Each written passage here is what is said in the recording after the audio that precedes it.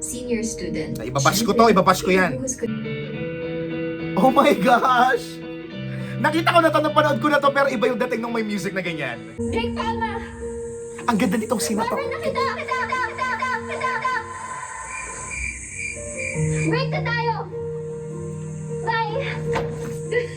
Very K-drama. Oh my gosh! Very K-drama. Kinikilig ako.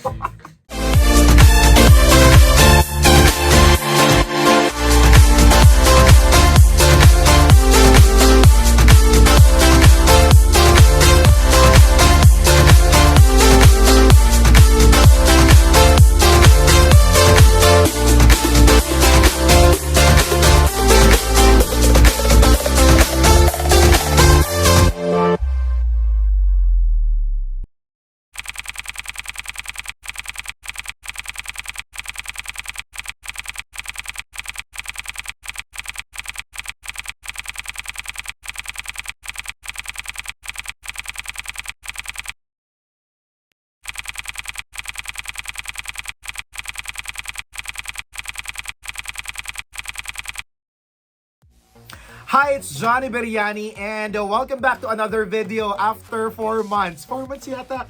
Tama ba? 4 months yata ako yung last nag-upload dito.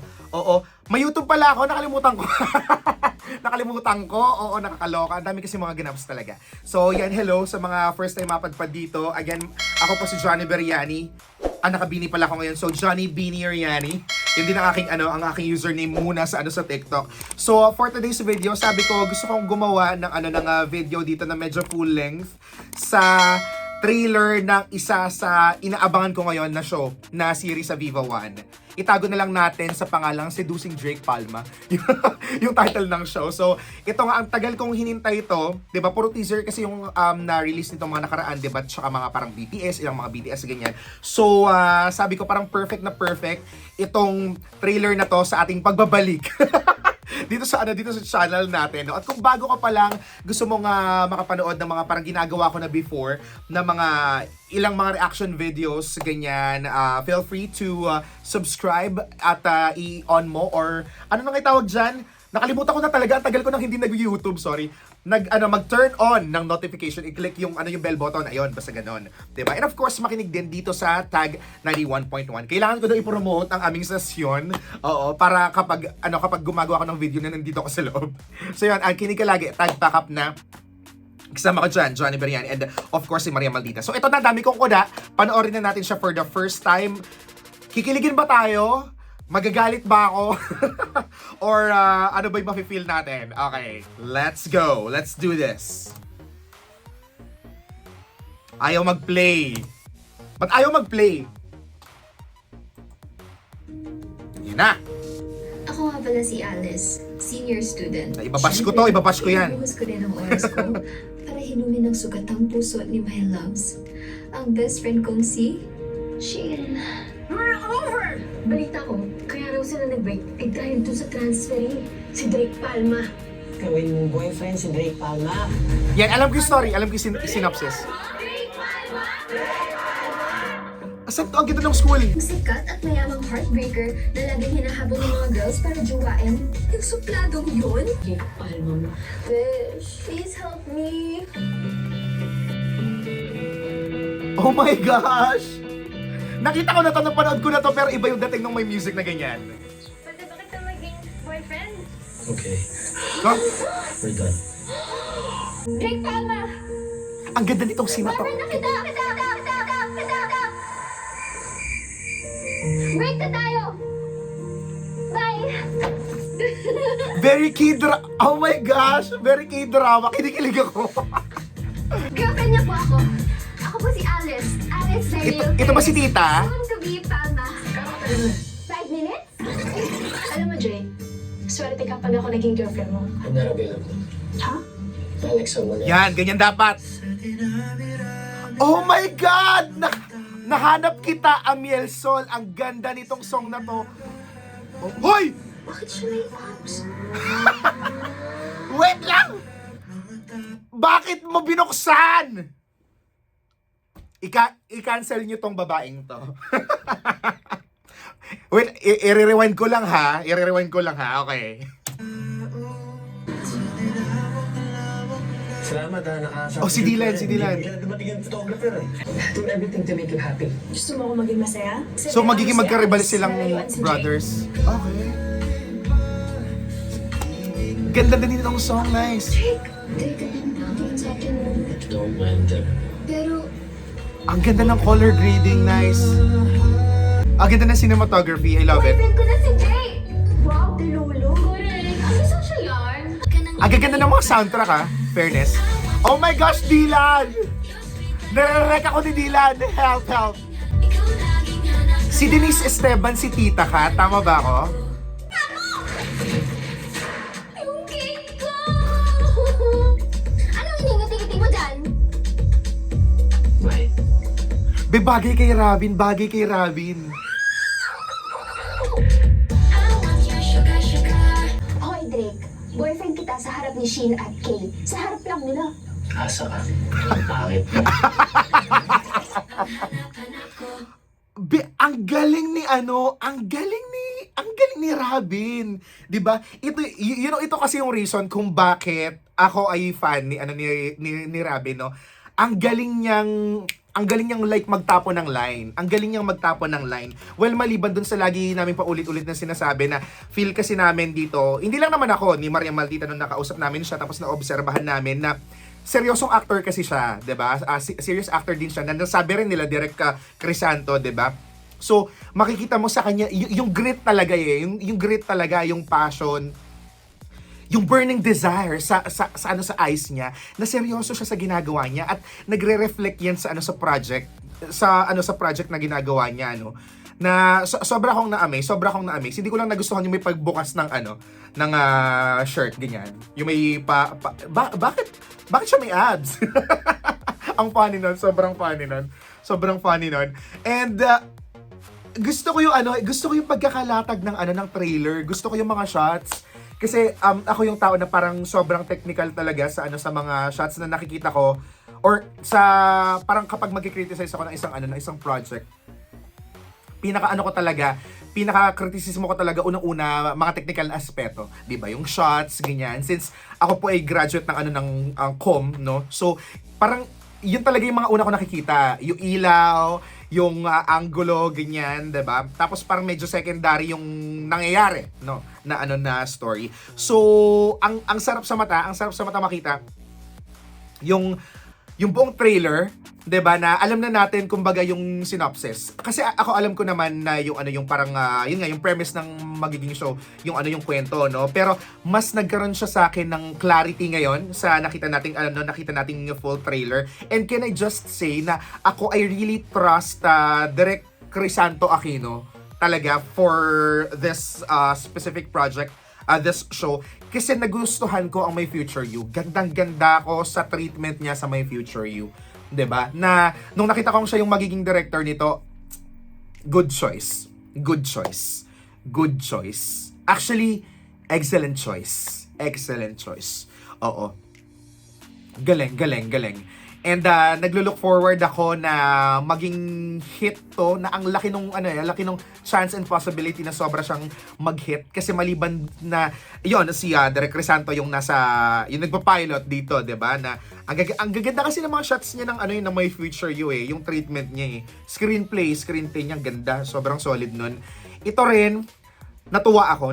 And may mga nakikita na akong comments na parang sobrang surreal kasi nababasa lang nila sa Wattpad. Eto na ngayon, tapos na-imagine talaga nila itong mga characters na to na talagang sobrang nabuhay. 'Di ba? Galing din ni Alice, no, ni Andre Brilates, sasabihin ko, ni Angela. Ang galing ni Angela. Natutuwa ako sa kanya, and na-surprise din ako kasi hindi ko naman siya natutukan And again, hindi ko kasi nasubaybayan ng mutya. Mga parang highlights lang yung nakikita ko. Pero natuwa ako sa kanya because bagay siya sa role. Na-surprise ako bagay siya sa role. She reminds me of Francine Diaz actually. Hindi ko alam kung may parang yung sa mata ko lang, pero may parang similarity sila ni Francine Diaz, and the way din siyang magtapon ng linya. Lalo na si Robin, 'di ba? Ang galing nung pagtapon niya ng line na hindi lang like basta-basta, kasi may mga parang actors na ganyan wala akong papangalanan Baka may mga angkin na naman eh, charot. So, may mga actors kasi na, ito, noon pa naman sinasabi ko, noon pa sa mga parang ginawa ko ng mga previous videos, years ago, na may mga actors kasi, lalo na mga baguhan, na parang kunyari mabibigyan ng break, tapos, hindi mo ganong mararamdaman, hindi tagos sa heart, yung linya na binabanggit, 'di ba? Na kapag siya kasi nag-throw ng ng mga linya, lalo na dito nung nakita ko, tagos feel mo, 'di ba? Feel mo yung parang objective nung line, 'di ba? Kasi yung parang specific na phrase, pwede yung maiba-iba ng ng objective 'di ba? Let's say for example, naging naging parang lesson video pala to. Hindi, kasi para lang alam nyo sasabihin kasi nung iba dyan, di ba, may mga mema lang din sasabihin ng iba dyan, bakit ka nagle-lecture, di ba? Ano bang background mo? Fun fact po ay, ako po ay naging miyembro ng isang theater company in Baguio City at kami po ay Hall of Famer na Aliw Awards, Hall of Famer ng Best Cultural Group sa Aliw Awards, na alam naman natin, pinakamalaki at kinikilalang award-giving body sa live entertainment in the Philippines. So ako may background ako, no? Kaya ko to sasabihin, okay? Kapag bibigay kasi o mag-throw ka ng linya, mababago at mababago yun minsan sa objective mo. Kumbaga, pili tayo ng line ni Robin. Yung last. Hoy, Drake. Boyfriend kita sa harap ni Shin at Kay. Sa harap lang nila. Asa ka. Ang pangit mo. Ayun! Ang funny nito. Ang funny nito. Asa ka, ang pangit mo. So, kunyari yung line na yan, pwede kasi iba't iba yung atake mo dyan di ba? Na, kunyari, ano ba yung objective mo? Kunyari, ang objective mo ay to plead, ganyan. Pwedeng, asa ka, ang pangit mo. Asa ka, ang pangit mo. Pwedeng like to ridicule. Asa ka, ang pangit mo. Asa ka, ang pangit mo. Parang yung objective niya dito, parang to ridicule, not to tease Yeah, more on to ridicule. Ganun yung ganun talaga yung ugali ni Drake, 'di ba? Sa sa Wattpad. So, parang ganun yung treatment niya to ridicule. Tapos pwede rin kasing to soothe, ganyan. Kapag to soothe, asa ka, ang pangit mo. So may iba't ibang parang way ko paano mo ibato yung line. Gustong-gusto ko siya kapag bumabato ng linya. Ay, what happened? So yun, sobra ko natuwa. June 15 on Viva 1. Sobra kong natuwa. Overall natuwa ako. And feel ko malakas yung pakiramdam ko na parang sobra siyang mag-hit. Oo. Sobra siyang mag-hits. So, sana mangyari. At karamihan naman ng mga nasasabi ko nangyayari. I can't wait. 10 days from now, di ba, mapanood natin ang Seducing Drake Palma. Take note ko na ang gaganda ng mga songs ang gaganda ng soundtrack niya. Well, initially I was expecting for Puso by Rob Daniel. I think parang mag-fall na siya sa parang susunod na show siguro or adaptation. Kasi parang inuuna yata nilang gawing soundtrack yung mga parang naunang na-release. So, naunang na-release yung Pag-ibig ng Ikaw at Ako by Earl Agustin, as well as Nahanap Kita by Amel Sol, no? Na ang ganda, oh my goodness, ang ganda. Galing ni Earl, galing ni Amel. So, I think yun yung mangyayari. Suwak naman in fairness. I'll do my best kung magkakaroon ako ng time, magkakaroon ako ng chance na gumawa ng video siguro kahit episode 1 lang. Reaction video natin sa episode 1 ng Seducing Drake Palma. Oo, hindi ako magpa-promise pero I'll try my best. I'll try my best kung makakagawa tayo niyan. 'Di ba? And tatry ko rin na mang dog show. Kasi like, super na miss kong mang dog show.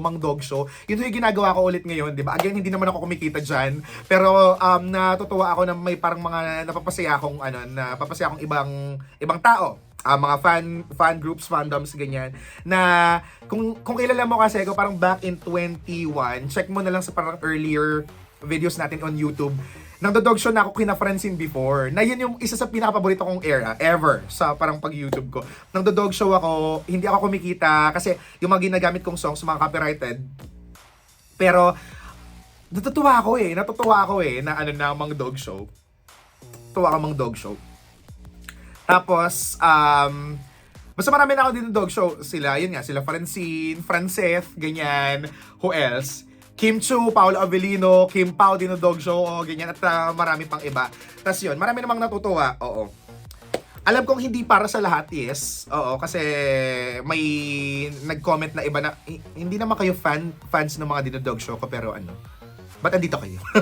May mga naligaw. Pero yun lang, sana ay leading towards the premiere ng Seducing Drake Palma. Sana mas maging positive lang yung mood natin, 'di ba? Na ako naman pumatol lang ako once. Once lang ba ako pumatol? O kasi yung iba hindi ko naman nababasa eh. Siguro for sure may mga bashing sa full video ko na, pero if you know the context, if you know, you know. Pero hindi ko na pinatulan kasi alam mo, ang saya maging masaya. Sa totoo lang, ang saya maging masaya. At yun sana yung maging vibe natin. No? Huwag natin gayahin yung iba na parang, alam mo, araw-araw galit na galit. Diba na parang, ano ba? Wala ba kayong wala ba kayong happiness sa buhay? 'Di ba? Galit na galit kayo araw-araw, lahat may inaaway kayo. Or araw-araw parang may gusto kayong awayan ganyan. So, wag sanang pumatol sa mga ganun or wag maging ganun at the same time. Chika ko lang ng very quick. May naging friends ako na mula sa like well-known people mula sa industry. Oo, na nag-message sa akin personally na nag-a-agree dun sa mga nasabi ko nito mga nakaraan. Oo. Yun lang. So yan, wala pong mga away ha. Positive vibes lang kasi yan yung ibabalik din sa'yo ng universe eh. Ganon. Yun yung ma-attract mo din eh. So positive yung mood, positive din yung magiging response sa mga manonood nito, and of course, casual viewers din at the same time. O siya, yan muna ang ating video ngayon. Sobrang humaba na, I know. Tama lang na ni YouTube ko kasi hanggang 10 minutes lang ako sa TikTok. O siya, ako nagpapaalam na don't forget to tune in dito sa Tag Backup na on Tag 91.1 weekdays from 4 p.m. Hosted by Maria Maldita at ako po, Johnny Beriani. Abangan nyo rin yung All Things Pop na podcast namin. May bago kaming nilaunch na podcast. You can listen sa Spotify, sa Apple Podcasts, as well as sa YouTube channel ng Tag. Tapos, some highlights mapapakinggan din dito sa Tag. Okay? So, feature natin dyan. Unang episode ay Beanie, Nations Girl Group natin. Mag-feature kami soon ng mga Wattpad adaptations natin. And hopefully, meron kaming parang ma-feature na parang isang episode na dedicated for Robin or Seducing Drake Palma. Alone. Try natin, okay? Pero not a promise. Kung nagustuhan mo yung video na to, kung meron kang chika dyan, don't forget to like this video. Drop a comment kung may additional kang keme. Di ba may additional kang hanash? And don't forget to click subscribe and the bell button para updated ka sa mga susunod nating chika. Kasi once in a while, nagpapa-Gcash pala ako dito na nakalimutan ko na rin, okay? Huwag din sana magtampo mga fans ni na JM, ni Fiang, ni Kim Chu, Paolo Abellino, ng Bini, ni Jaren Garcia and kay Montinola. Sa mga susunod na episodes natin, promise yung video ninyo, okay? Inuna ko to, pinakahuli pa naman na sinot ko, pero ito yung nauna. O siya, this has been Johnny Beriani. See you sa susunod natin, chika. Bye-bye!